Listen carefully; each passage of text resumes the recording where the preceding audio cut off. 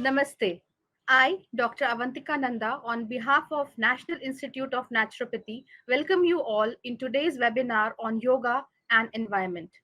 Ministry of Ayush declared 21st June as International Day of Yoga across the globe on 2015 with an objective to bring awareness about the health benefits of yoga and to educate people about the physical, mental, and spiritual benefits that can be derived by practicing yoga. To keep up the spirit of yoga, NIN is conducting a series of webinars on various topics related to yoga and health. Moving ahead in the session, let us hear Patanjali Yoga Sutra chanting. Namaste to all. Today, we will be chanting 31st Sutra of Patanjali Yoga Sutra's first chapter, that is Samadhi Pada. So let's begin. Dukhdar manasya ang me jayatva shwas prashvasa vichepa sahabhuva. Dukha means sorrow. Dor manasya, mental distress. Ang me jayatva, tremors of the body. Shwas prashvasa, irregular breathing. Vikshepa, distraction. Sahabhuva, accompany.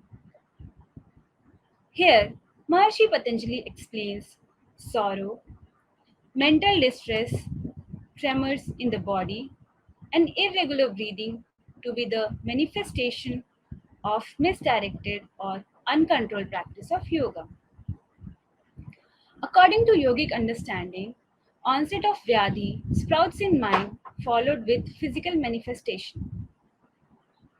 From the above aphorism, we can also understand sorrow, mental distress, tremors of the body, and irregular breathing as the early manifestation of vyadhi, that is disease, which generally go unnoticed. So, the solution of all these early manifestations are concentration, self surrender to Lord, and firm practice of yoga, which will strengthen the mind, bring fresh energy, and cure them all. The topic for today's session is yoga and environment. As you all know, 7th April was World Health Day, and the theme this year is Our Planet, Our Health. So, in today's webinar, we will discuss about yoga and environment. We have with us Shri V.M. Janakiraman. He is the director, yoga therapy from a renowned yoga institute, Krishnamacharya Yoga Mandiram, Chennai. Sir is a senior yoga therapist at KYM, known as Krishnamacharya Yoga Mandiram, with an experience of 20 years in the field of yoga. He has been under the tutelage of Shri TKV Desikachar and Shri S. Sridharan, leaving his lucrative senior position at Central Government Organization. He took yoga as his career and future in the year 2000. He is an expert not only in asanas but also in yoga therapy and in diverse philosophies of yoga. He has extensively taught all the aspects of yoga to many international and Indian students. He has presented papers on yoga at many international seminars and workshops at India and abroad. Besides being an experienced yoga teacher, he is also an expert in Vedic chanting. He is one of the examiners under QCI India for yoga certification, and he was also one of the experts in the expert committee invited by Government of India to discuss and design the popular common yoga protocol that was given to all the participants on International Day of Yoga. It is a privilege to have you with us, sir, to discuss today's topic on yoga and environment. So, moving ahead in today's discussion, uh, our first question to you is, sir, what, according to you, is the common point for yoga and environment? Namaskar. Good morning, good evening, everyone. And the common point, as you say is for the yoga, it is food, water, and air, and environment. It is the same. And the body of us is made up of the same five elements that is there in the environment. Rightly said, sir, that food, water, and air is the environment, and it is the need of our body also. What? How can we understand environment from yogic perspective? The yoga that we all know is usually has 8 angas or limbs. Ashta anga yoga. Yoga is not just asana alone. It is made up of the 8 components called 8 limbs: yama, niyama, asana, pranayama, pratyahara, dharana, dhyana, and samadhi. The first two constituents, the limbs, yama and niyama, are nothing but the attitudes you have towards the outside world. Yama is nothing but attitudes. It is the behavior patterns of relations or relationships between the individual and the outside world. So once you have a better relationship with the outside world, definitely you are going to be in sync with the environment. So yama plays an important role. The same thing with niyama. Niyamas are nothing but what you the part you the the attitudes you have towards the individual, so that you can sync with the environment, the outside world. So these two become the first priorities, yama and niyama. Only then asana comes.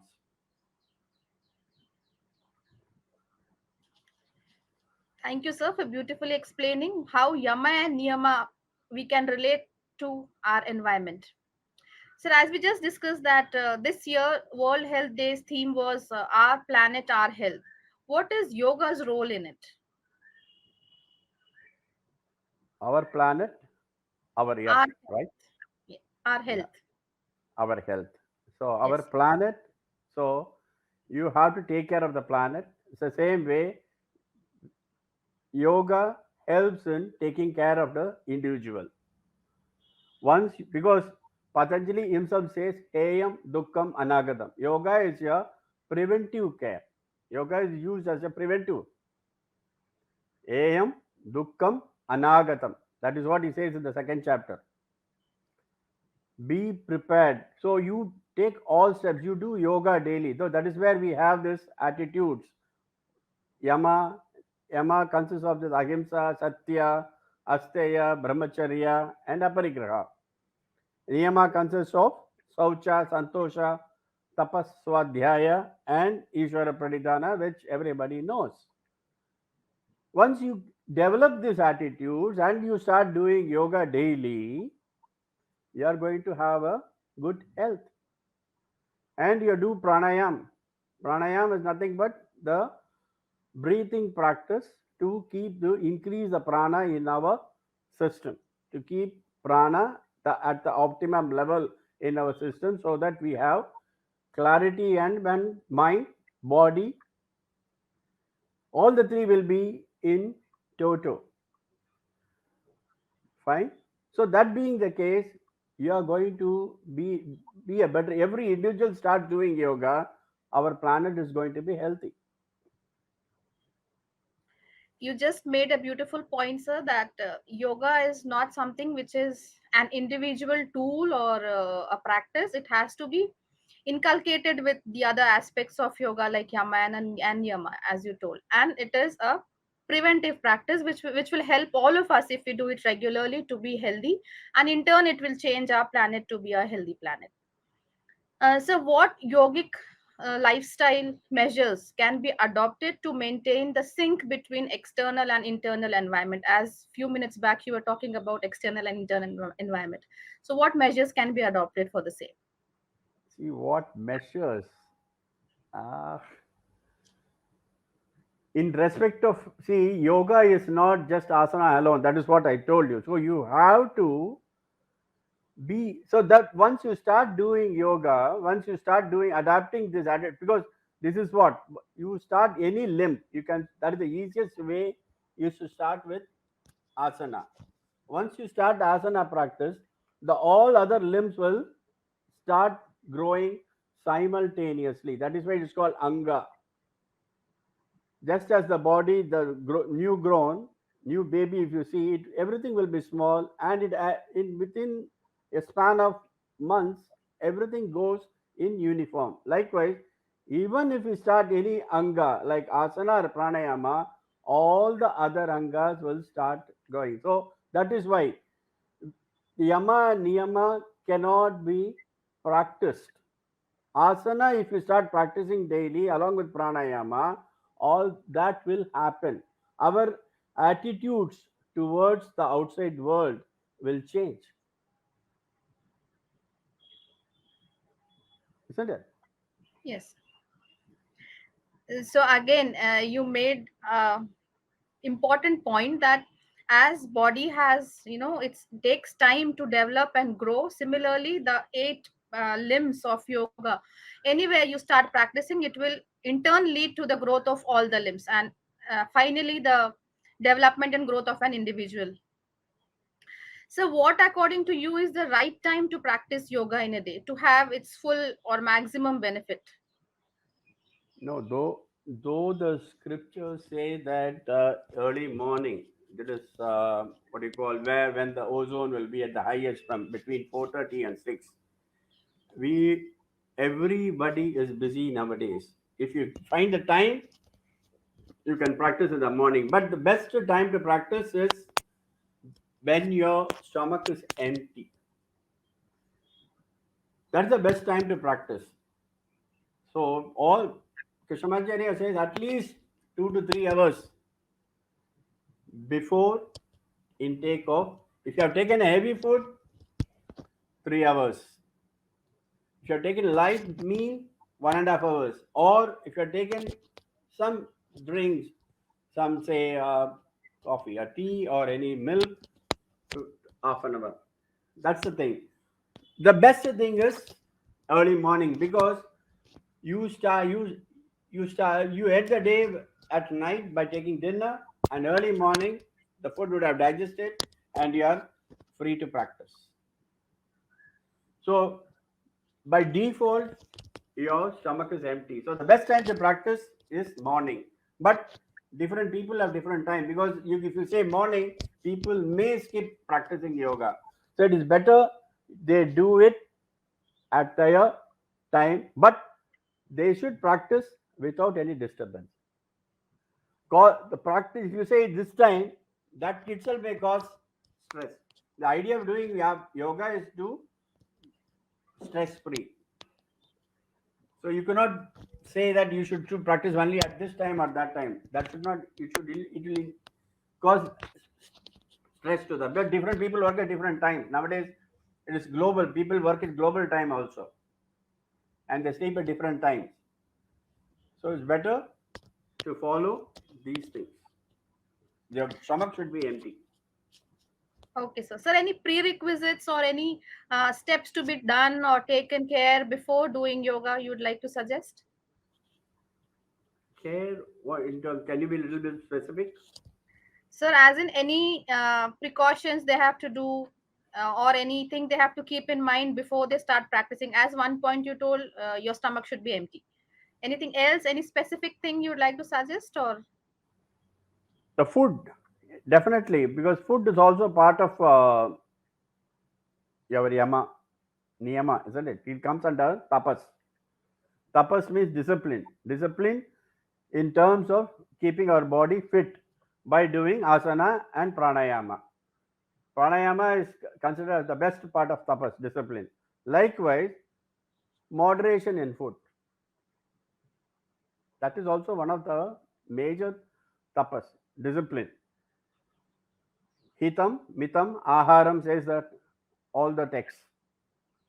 Pleasing. Food that you eat should be not pleasing to the tongue, but pleasing to the your stomach. And in moderation, not heavy. So you put up the right word, moderation. So what we eat and how much we eat is definitely a very big thing Yeah, and very significant before we start practicing yoga also, and in turn to keep us healthy too.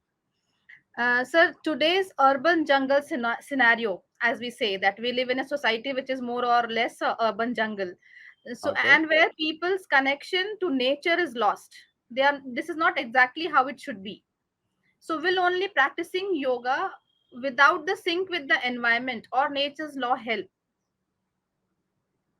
You should be connected with the nature, because after all, yoga is to be in connection with the outside, right? You cannot see. You have to live a harmonious life. To live harmoniously, you have to be in sync with the outside world, right? You can't live alone. You need everybody's help. Only then you can be in harmony, which means you have to respect the nature. I don't say that you have to have a garden. It is not, it is, especially as you said, correctly said, we are in a concrete jungle. So, urban jungle. So, we live in high rise apartments. So, the best thing that you can do is at least little podas, like pots. You can have beautiful pots. And as Prime Minister today said, there's tulsi. You can grow tulsi or basil, or even the basic kitchen needs like coriander or this pudina, whatever it is. You can grow that so that it can be useful. And it is, best part is that it becomes organic. And once you start watering it, you will understand more about the nature. And you can feed the crows. You can feed the birds. You can keep a small pot, small water, small what do you call, your water base, so that the birds can have water. So since we are moving, we are increasing, becoming concrete. It is better to have small pots so that they are not starved of water. And because it is also one of considered as yajna, it's called bhuta yajna, taking care of the plants and the animals. That can be done wherever you are. So you shared a very nice tip that growing a herbal or kitchen garden or doing a simple act of feeding the birds and the pets, whatever, is Yeah. equally good to be in sync with the nature, and in turn we'll make that triangle of society, environment, and an individual complete. uh, Moving ahead in the same question, sir, like today people are not regular uh, in their routine. They wake up late, they sleep late, their food habits are erratic. They are not in sync with their internal body environment, and in turn not with the environmental clock.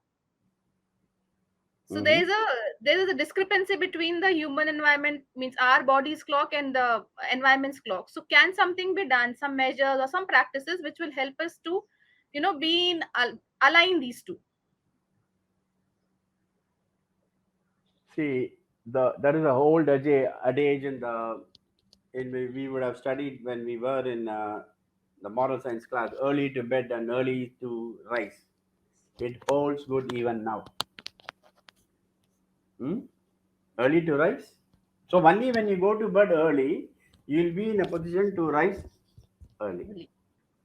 So early to bed. So I don't say that you should go to bed at 9. At least by 11. If you're working at the normal hours, at least before 12, because after 12 you say it is good morning. So at least try to sleep during the night. So when you sleep before 11, definitely you will be in a position to get up early by 6 at least, so that you can welcome the sun. Sir, something would you like to comment on the use of gadgets? As today's world, we cannot live, and practically it's not possible to live without gadget per se, but at least we can limit. But anything you'd like to comment, like how that will hamper our health and environment? Definitely, definitely. So since we are dealing mainly with therapy, we do get cases where they people lose their sleep.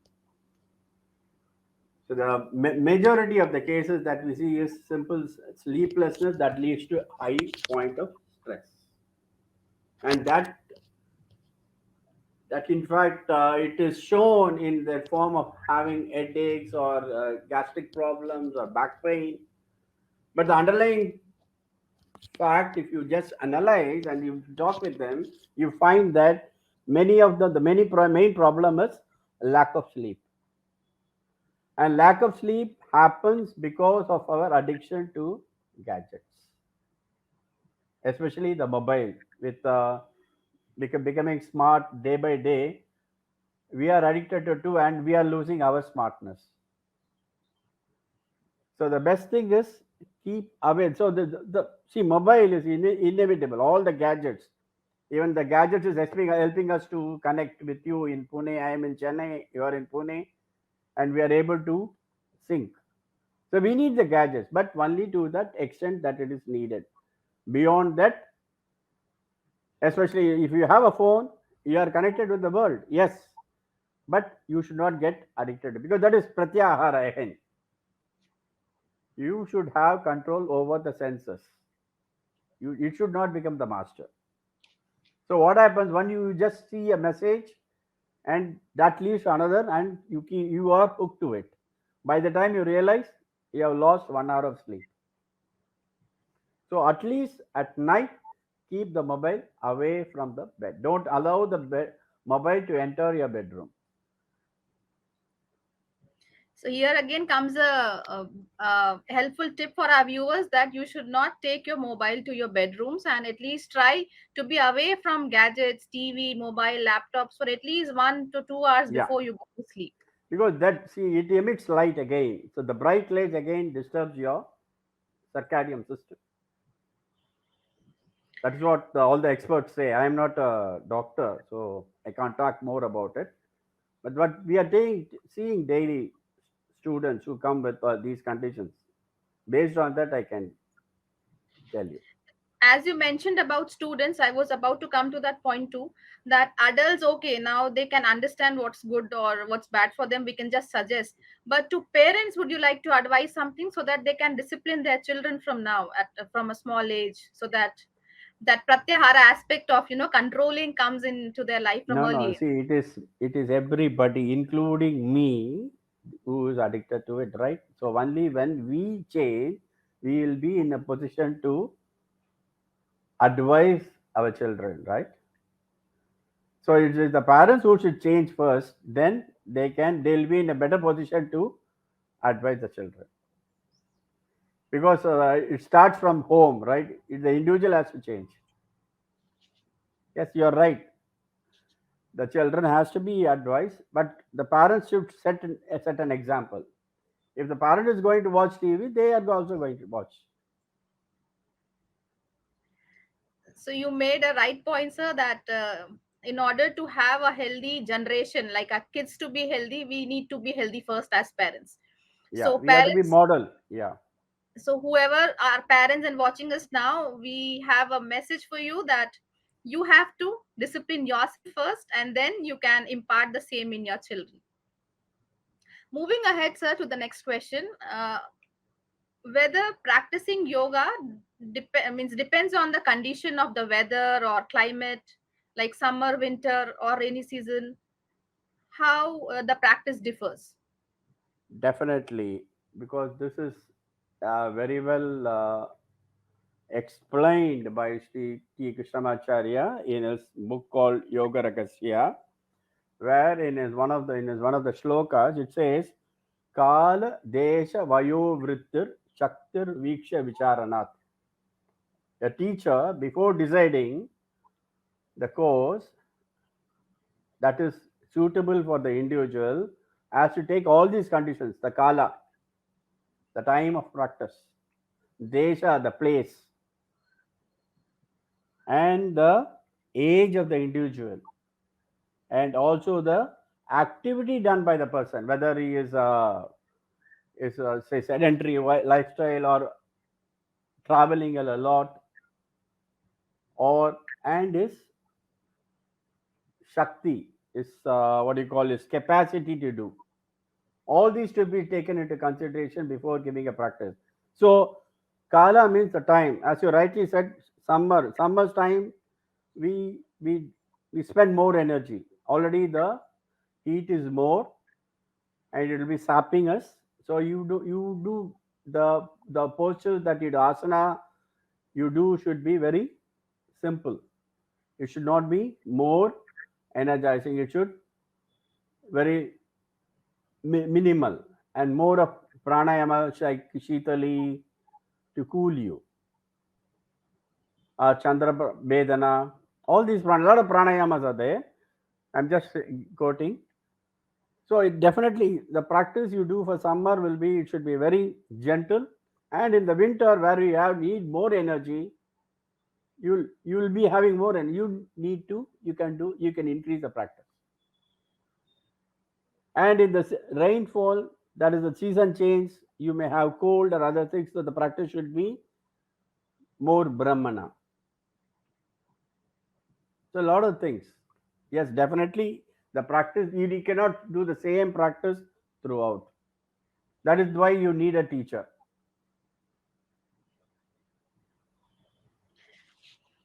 So here again comes the expert tip that we need. We can all practice yoga, but to learn at least and initially we need a experienced teacher or an expert or a guide to lead us and to know how and what is the correct practice and how to go ahead with the practice of yoga. Uh, so moving ahead in the same question, like whether the practice or the protocol changes with the geographical location also, Yeah, or that's what the I said. same protocol. Desha, place. See, when you are in a mountainous area, exactly, you will be the air becomes very light, heavy, right? So the practice should be in accordance with that. The same way, if you are at the plains, you will be more comfortable. So the practice should be in tune with that. Or in a very cold place or a very warm place, all this has to be taken into consideration. Okay, sir. Now, like earlier days, people used to practice yoga outdoors or in parks or in open places, which is not practically so much possible nowadays, wherein people practice yoga indoors or in artificial created studios or environments. So, what are your views on that? But that has become the norm now. So people do practice at studios, but as far as possible to be in considerate of the nature will be better. If you can do it with well ventilated rooms, it'll be better. Or if it has to be in a closed thing, keep the at least the environment very not very flashy, because it will disturb the mind. It should see in many, if any, all Atyaga Pratipika, all the says that it should be pleasing to the eyes, like some natural pleasing colors and pleasing pastels, so that it is you gel with the nature. So, you have to search for a place which is calm, serene, and it is pleasant to your eyes and well ventilated Well to. ventilated. If you can do it when well ventilated room is very good. And if it is necessary, can be only in air condition. Keep it to the minimum, and all the paces should be very pleasing. Let it not be very jarring. Sir, would you like to share any, a common protocol which can be followed by anyone and everyone just to stay healthy? Would you like to The share common some? no the common protocol we have, the ministry has developed, the Ayush has developed, and it is there. It's very good. In fact, it has been developed by all the premier institutions, and is doing well. What else you need? So at least our viewers can uh, get familiar with the common yoga protocol, and as the aim and objective of International Day of Yoga is to make many people practice yoga and derive its benefit. So let us start with practicing common yoga protocol regularly and daily in our lives to obtain its maximum benefits. So what will be your uh, suggestion or your um, comments for our viewers, our generation, to keep healthy and adopt yoga as their life? So what would you like to share with them? At least spend 15 minutes for yoga. If I think you can, everybody can play easily spare 30 minutes out of the busy life for taking care of their individual health, because health is wealth. Hmm?